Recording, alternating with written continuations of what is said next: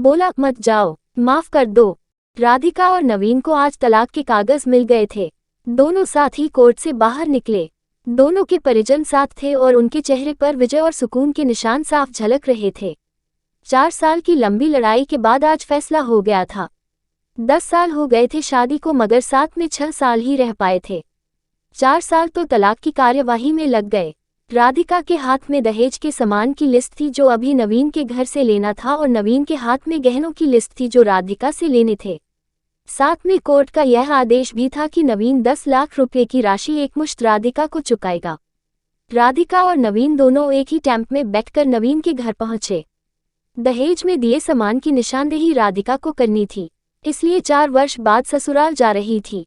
आखिरी बार, बस उसके बाद कभी नहीं आना था उधर। सभी परिजन अपने अपने घर जा चुके थे। बस 3 प्राणी बचे थे, नवीन, राधिका और राधिका की माता जी। नवीन घर में अकेला ही रहता था। माँ बाप और भाई आज भी गांव में ही रहते हैं। राधिका और नवीन का इकलौता बेटा जो अभी 7 वर्ष का है, कोर्ट के फैसले के अनुसार बालिग होने तक वह राधिका के पास ही रहेगा। नवीन महीने में एक बार उससे मिल सकता है। घर में प्रवेश करते ही पुरानी यादें ताज़ी हो गई। कितनी मेहनत से सजाया था इसको राधिका ने। एक एक चीज में उसकी जान बसी थी। सब कुछ उसकी आंखों के सामने बना था। एक एक ईंट से धीरे धीरे बनते घरौंदे को पूरा होते देखा था उसने। सपनों का घर था उसका। कितनी शिद्दत से नवीन ने उसके सपने को पूरा किया था। नवीन थकाहारा सा सोफे पर पसर गया। बोला, ले लो जो कुछ भी चाहिए, मैं तुझे नहीं रोकूंगा। राधिका ने अब गौर से नवीन को देखा। 4 साल में कितना बदल गया है। बालों में सफेदी झांकने लगी है। शरीर पहले से आधा रह गया है। 4 साल में चेहरे की रौनक गायब हो गई। वो स्टोर रूम की तरफ बढ़ी जहां उसके दहेज का अधिकतर सामान पड़ा था। सामान ओल्ड फैशन का था, इसलिए कबाड़ की तरह स्टोर रूम में डाल दिया था। मिला भी कितना था उसको दहेज। प्रेम विवाह था दोनों का। घर वाले तो मजबूरी में साथ हुए थे। प्रेम विवाह था तभी तो नजर लग गई किसी की, क्योंकि प्रेमी जोड़ी को हर कोई टूटता हुआ देखना चाहता है। बस एक बार पीकर बहक गया था नवीन। हाथ उठा बैठा था उस पर। बस वो गुस्से में मायके चली गई थी। फिर चला था लगाने सिखाने का दौर।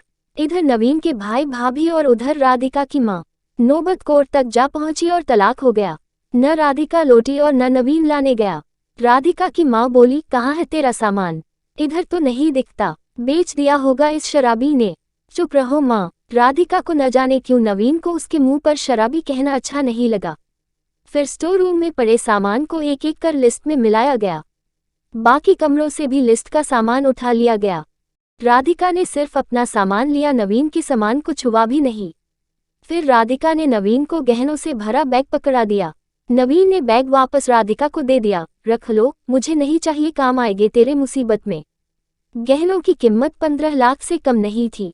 क्यों? कोर्ट में तो तुम्हारा वकील कितनी दफा गहने गहने चिल्ला रहा था। कोर्ट की बात कोर्ट में खत्म हो गई राधिका। वहां तो मुझे भी दुनिया का सबसे बुरा जानवर और शराबी साबित किया गया है। सुनकर राधिका की मां ने नाक भौं चढ़ाई। नहीं चाहिए, वो 10 लाख भी नहीं चाहिए। क्यों? कहकर नवीन सोफे से खड़ा हो गया। बस यूं ही राधिका ने मुंह फेर लिया। इतनी बड़ी जिंदगी पड़ी है, कैसे काटोगी? ले जाओ, काम आएंगे। इतना कहकर नवीन ने भी मुंह फेर लिया और दूसरे कमरे में चला गया। शायद आंखों में कुछ उमड़ा होगा जिसे छुपाना भी जरूरी था। राधिका को मौका मिल गया। वो नवीन के पीछे उस कमरे में चली गई। वो रो रहा था, अजीब सा मुंह बनाकर, जैसे भीतर के सैलाब को दबाने दबाने की जद्दोजहद कर रहा हो। राधिका ने उसे कभी रोते हुए नहीं देखा था। आज पहली बार देखा, न जाने क्यों दिल को कुछ सुकून सा मिला। मगर ज्यादा भावुक नहीं हुई। सधे अंदाज में बोली, इतनी फिक्र थी तो क्यों दिया तलाक? मैंने नहीं, तलाक तुमने दिया। दस्तखत तो तुमने भी किए। माफी नहीं मांग सकते थे? मौका कब दिया तुम्हारे घर वालों ने? जब भी फोन किया काट दिया। घर भी आ सकते थे, हिम्मत नहीं थी। राधिका की माँ आ गई। वो उसका हाथ पकड़कर बाहर ले गई। अब क्यों मुंह लग रही है इसके? अब तो रिश्ता भी खत्म हो गया। माँ बेटी बाहर बरामदे में सोफे पर बैठकर गाड़ी का इंतजार करने लगी। राधिका के भीतर भी कुछ टूट रहा था। दिल बैठा जा रहा था। वो सुन्नसी पड़ती जा रही थी। जिस सोफे पर बैठी थी उसे गौर से देखने लगी। कैसे कैसे बचत करके उसने और नवीन ने वो सोफा खरीदा था। पूरे शहर में घूमी तब ये पसंद आया था। फिर उसकी नज़र सामने तुलसी के सूखे पौधे पर गई। कितनी शिद्दत से देखभाल किया करती थी। उसके साथ तुलसी भी घर छोड़ गई। घबराहट और बड़ी तो वह फिर से उठकर भीतर चली गई। माँ ने पीछे से पुकारा मगर उसने अनसुना कर दिया। नवीन बेड पर उल्टे मुंह पड़ा था।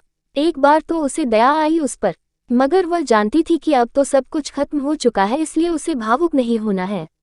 उसने सरसरी नज़र से कमरे को देखा। अस्त व्यस्त हो गया है पूरा कमरा। कहीं कहीं तो मकड़ी के जाले झूल रहे हैं। कितनी नफरत थी उसे मकड़ी के जालों से।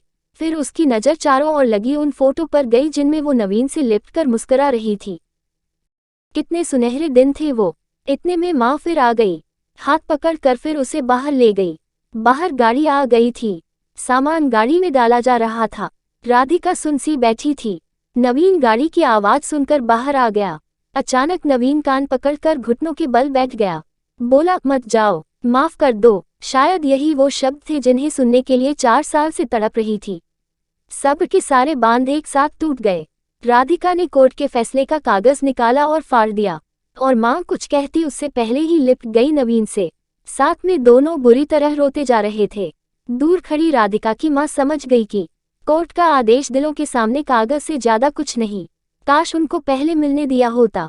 अगर माफी मांगने से ही रिश्ते टूटने से बच जाए तो माफी मांग लेनी चाहिए।